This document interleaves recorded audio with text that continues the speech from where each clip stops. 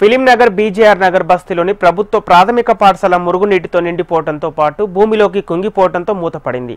దీంతో ఆ పాత భవనాన్ని కూల్చి కొత్త భవన నిర్మాణ పనులు చేపట్టారు. ఈ నిర్మాణానికి 45 లక్షల రూపాయల వరకు మంజూరు అయినప్పటికీ పిల్లర్స్ మాత్రమే వేసి పనులు మధ్యలోనే వదిలేశారు గుత్తేదారులు.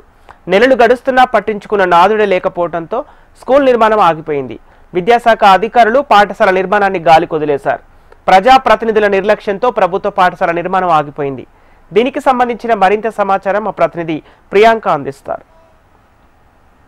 పిల్లల బంగారు భవిష్యత్తుకు బాటలు వేయాల్సిన ప్రభుత్వ పాఠశాలలు కొన్ని చోట్ల శిథిలావస్థకు చేరితే మరికొన్ని చోట్ల నిర్మాణ దశలోనే ఉన్నాయి.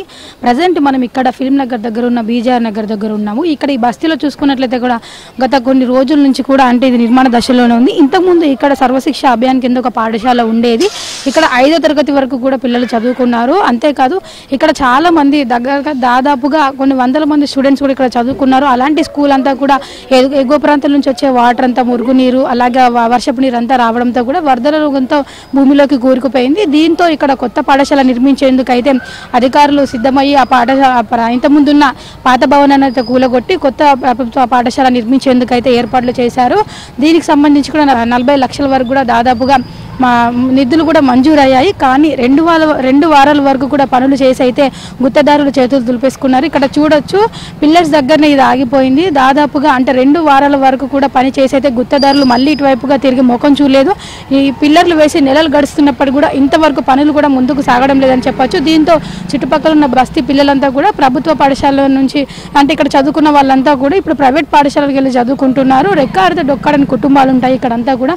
వాళ్ళంతా కూడా అంతంతా అంటే ప్రైవేట్ పాఠశాలలకు వెళ్ళి ఫీజులు కట్టేంత స్తోమత లేకపోయినప్పటికీ కూడా ఇక్కడ విద్యా సదుపాయం లేకపోవడంతో కూడా వాళ్ళంతా తప్పనిసరి పరిస్థితుల్లో పక్కనున్న పాఠశాలకు పంపించాల్సి వస్తుందని కూడా స్థానికులంతా ఆవేదన వ్యక్తం చేస్తున్నారు. గతంలో కూడా అధికారులకు ఎన్నోసార్లు కంప్లైంట్ ఇచ్చినప్పటికీ ఇటు పాఠశాలకు సంబంధించి నిర్మాణ దశలో ఉందని ఎన్నోసార్లు అధికారులకు కంప్లైంట్ ఇచ్చడం జరిగింది. అలాగే స్థానికులంతా కూడా ప్రజాప్రతినిధులకు కావచ్చు అధికారులకు కూడా ఎన్నోసార్లు కంప్లైంట్ ఇచ్చినప్పటికీ కూడా ఇంతవరకు ఎవరు ఇటువైపు చూసిన పాపన పోలేదు. ఇప్పుడు ఉప ఎన్నికలు కూడా వస్తున్నాయి జూబ్లీహిల్స్ పరిధిలో.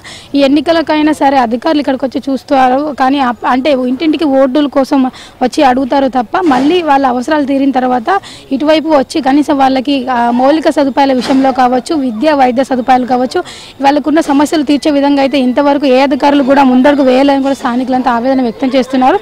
ఇక్కడ స్కూల్ మాత్రమే కాదు పక్కన ఉన్న బస్తీ దవాఖానా కావచ్చు వీళ్ళకి ఎన్నో సమస్యలు కూడా ఉన్నాయి. మురుగునీటి సమస్య కావచ్చు ఇలా ఎన్నో సమస్యలు ఉన్నప్పటికీ కూడా బస్తీ వాసులను మాత్రం తిరిగి చూడడం లేదు అధికారులు.